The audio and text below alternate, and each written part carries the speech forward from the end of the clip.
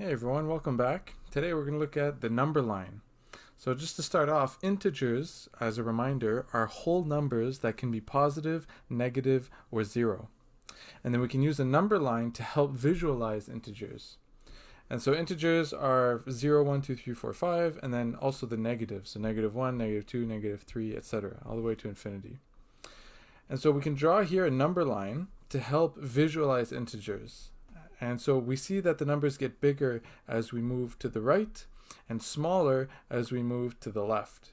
And so we say here negative 4 is smaller than negative 3. Negative 4 is more negative as such. So we can use the number line to help compare integers if we need it.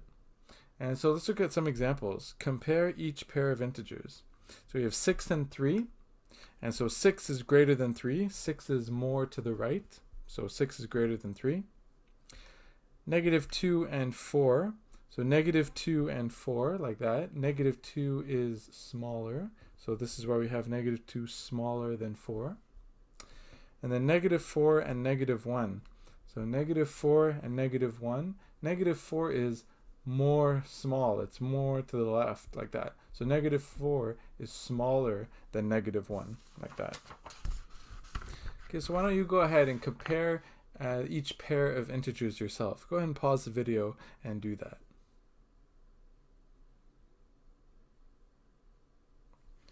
Okay, so 9 is greater than 2.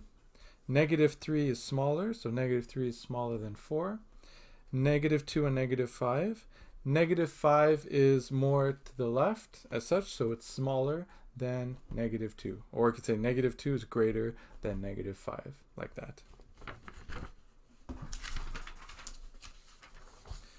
Okay, so what are the integers between minus 3 and 4 not including? So what are the integers x such that x is between negative 3 and 4, like that? So x is bigger than negative 3, but smaller than 4. So we read this as between negative 3 and 4, like that. So a number line can help answer these questions. So we say, okay, negative 3, not including, so not equal, but bigger than negative 3. So go to the right. So that includes negative 2, negative 1, 0, 1, 2, 3. And we go all the way to 4, but it's not including 4. So we stop at 3. And so these are the integers that are between negative 3 and 4, like that. So negative 3 and 4, like that. So these are the integers in between. And what we just did here, this is called graphing on a number line. And it's pretty useful at answering these types of questions, like that. So example 2. Graph each set of integers on a number line. So here we have 3 integers, negative 3, 2, and 4. So there's the graphing of those integers. X greater than minus 2. So we see here negative 2, not equal, so it's greater than, so to the right. So negative 1, 0, 1, 2, 3, 4, all the way to infinity. So that's what this ... represents. C, x is less than 3. So we go to 3, less than 3, not equal. So 2, 1, 0, etc., all the way to negative infinity. D, between negative 2 and 0, equal for both. So we start with negative 2, bigger, negative 1, bigger 0, and then stop there.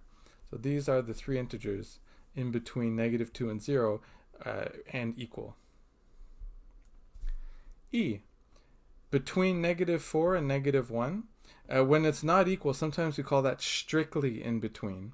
So strictly in between negative 4 and negative 1. So here's negative 4, so we're bigger, and stop at negative 1 because it's not including. So negative 3 and negative 2 are those integers.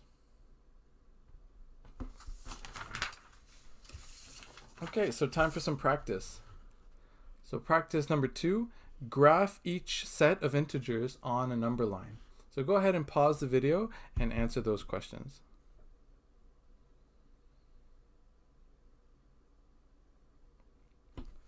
Okay, so A, negative 2, 1, and 3.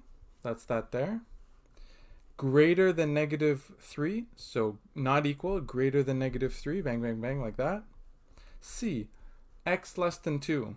Not equal, So we go to 2 and it's less. So bang, bang, bang, bang, like that.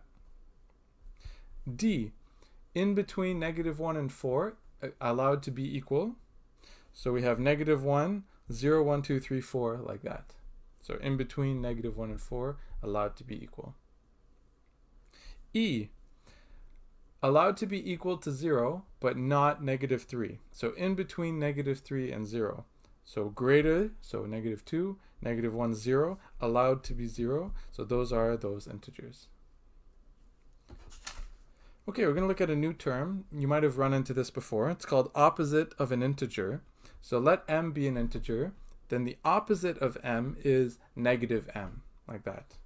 And so let's visualize this on a number line. So the opposite of 3 is -3, like that. And then the opposite of -3 is 3 as such. So we have the opposite of -3 is 3. So negative times negative is positive, like that. So example 3, find the opposite of each number. So opposite of 3 is -3. 0 times -1 is just 0. -2 opposite is 2. -7 opposite is 7. 5 opposite -5. So practice 2. Go ahead and find the opposite of each of those numbers.